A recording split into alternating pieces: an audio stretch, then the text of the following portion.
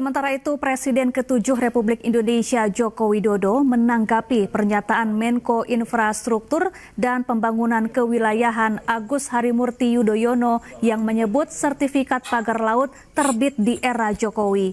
Jokowi meminta agar proses legal penerbitan sertifikat pagar laut diperiksa secara menyeluruh.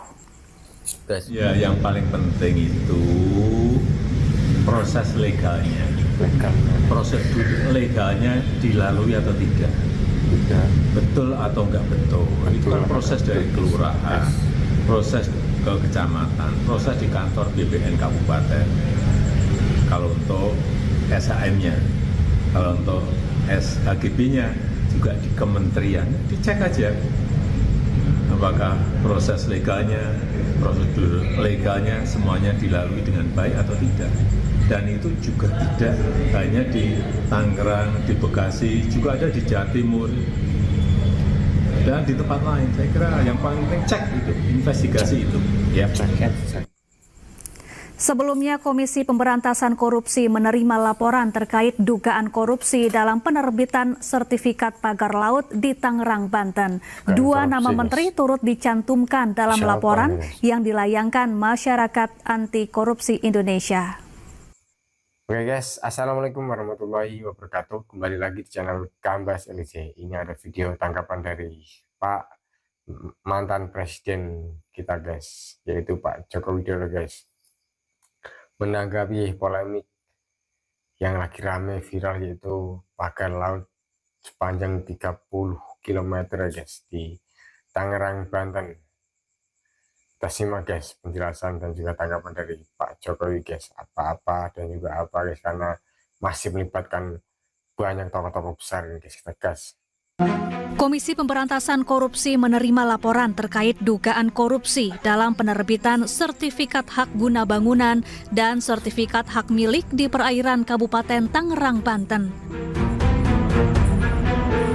Laporan disampaikan Koordinator Masyarakat Anti Korupsi atau MAKI, Boyamin Saiman, Kamis lalu.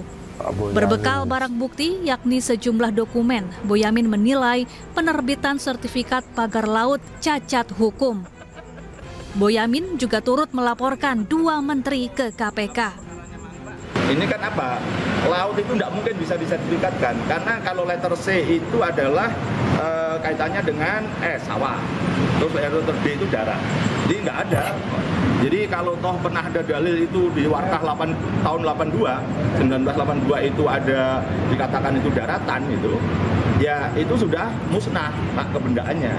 Nah, sertifikat diterbitkan prosesnya 2022-2023, berarti kan udah laut, udah nggak bisa. Maka versi saya memenuhi kualifikasi pasal 9 Undang-Undang Nomor 20 Tahun 2001. Menteri yang 2022 dan 2023? Ya bisa aja proses sebelumnya kan ada juga. Kan ini kan proses awal, misalnya pengajuan dulu tahun 2021 misalnya, kan bisa aja loh. Sementara itu, KPK akan memverifikasi laporan dari MAKI terkait dugaan korupsi penerbitan sertifikat pagar laut. Sementara itu, Kejaksaan Agung terus memantau perkembangan kasus pagar laut di Tangerang, Banten. Kejagung belum memastikan apakah akan turun tangan dalam kasus dugaan korupsi pagar laut karena belum mengantongi bukti dan informasi yang cukup kuat. Oke, masih memantau guys. Ikuti ya secara seksama bagaimana perkembangan di lapangan terkait dengan penanganan masalah ini ya. Tentu kita mendahulukan lembaga-lembaga yang menjadi link sektor atau yang berkompeten terkait dengan administrasi dan seterusnya. Nah, sedangkan kami tentu terus melakukan kajian mendalami apakah memang dalam masalah ini ada katakanlah peristiwa pidana ya yang terindikasi dalam kategori tindak pidana korupsi, karena memang itu wilayah kami dan itu yang menjadi kewenangan kami, dan tentu ya kami akan secara proaktif juga melakukan pendalaman itu untuk melihat sebenarnya apakah ada dugaan-dugaan seperti yang disampaikan oleh banyak pihak termasuk masyarakat. Sebelumnya pemirsa, Komisi 4 DPR menggelar rapat kerja dengan Menteri Kelautan dan Perikanan Kamis siang. Rapat membahas soal polemik pagar laut.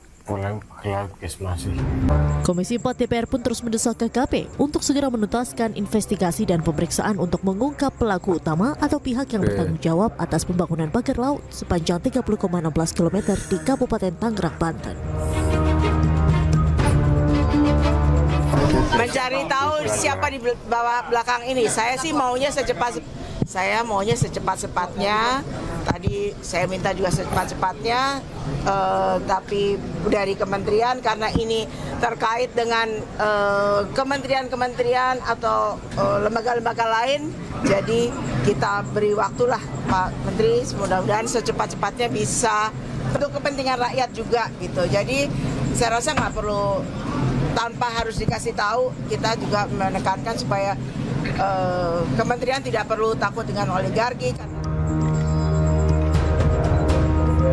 Sementara itu, Menteri KKP Sakti Wahyu Trenggono menyampaikan ada sebanyak 196 kasus pelanggaran pemanfaatan ruang laut yang ditangani oleh KKP. Menteri KKP pun berjanji akan segera mengungkap siapa pelaku utama di balik pemasangan pagar laut di Kabupaten Tangerang secepat mungkin. Kita sedang melakukan investigasi juga ke sana. Perlu diketahui sudah 196 kasus sebenarnya, tapi kan selama ini tidak terekspos oleh media gitu. Nah, kemudian di Jakarta ini menjadi sangat sensitif karena situasinya kan sedemikian rupa ya. Jadi, tapi kan kita juga langsung bertindak. Jadi begitu itu terjadi kita langsung bertindak seperti yang kami janjikan kepada Komisi 4 DPR RI. Kita akan secepat mungkin untuk mengungkap sesuai dengan kewenangan kita. Kewenangan kita adalah memeriksa dari aspek administratif. Sampai tadi keluar satu kesimpulan bahwa ada baiknya juga kemudian undang-undang yang berkaitan dengan kelautan ini kemudian dilakukan sinkronisasi. Oke guys, alhamdulillahirobbilalamin guys. Itu tadi apa ya guys, rangkuman dari beberapa beberapa dekade atau beberapa hari setelah proses pembongkaran pagar laut di Tangerang guys. Dan ini menyangkut banyak tokoh-tokoh lembaga atau sama juga DPR RI, Komisi 4 guys, Bu Titi Soeharto dan juga Bapak Wahyu Sakti Trenggono yaitu sebagai Menteri Kelautan, dan juga istilahnya ada juga tadi tanggapan dari Pak mantan Presiden Jokowi guys tentang ini guys, karena disuruh mengecek untuk kelegalan dari stepnya lagi pokoknya guys, dan masih banyak lagi ya, karena polemik pagar laut di Tangerang masih akan berlanjut guys kalau tidak ada yang jujur dan masih tidak ada yang mengaku guys atau gimana guys, karena sebegitu hebatnya atas begitu kuatnya guys di balik dalang pagar laut ini guys, ngeri kayaknya guys. Oke. Wassalamualaikum warahmatullahi wabarakatuh. Semoga ini menjadi edukasi dan juga tambahan untuk guys, saling memberi info guys.